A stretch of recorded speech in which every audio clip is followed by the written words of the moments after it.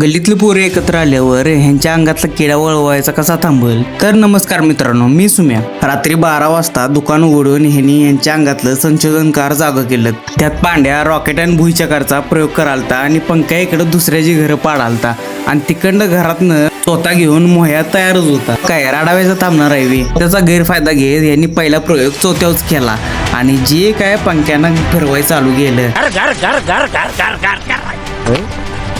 पहिल्या प्रयोगाच्या huge success नंतर पोरांनी रॉकेट आणि भुईचक्राचा प्रयोग करायला चालू केला. ह्यो मात्र प्रयोग फसला आणि रॉकेट डायरेक्ट दुकानदाराच्या दुकानातच घुसलं.